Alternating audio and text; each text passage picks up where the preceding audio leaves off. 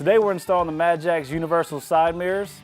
Included with the kit are the 2 mirrors and the brackets and the self-tapping screws.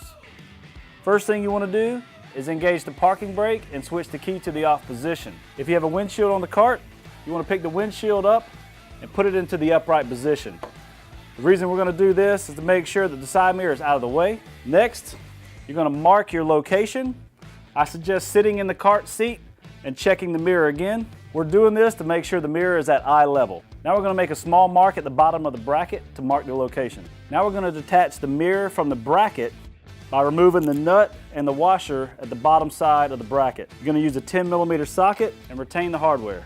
Be aware the hardware is spring loaded and can fall out. Using our marking pin, we're going to place the bracket back on the strut at our marked line and put a dot in each of the holes. Using a 5/16 nut driver, we're going to attach the bracket to the struts at our marked location using the supplied hardware. Now we're going to reattach our mirror to the bracket. You're going to put the bowl washer on first, then the spring, then the flat washer, and finally our nut. Now we're going to sit back in the cart, get our mirror adjusted, and then tighten with our 10mm socket.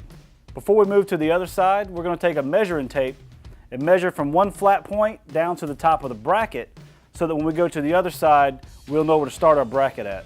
Now that you have your bracket location, we're going to repeat these same steps we did on the passenger side.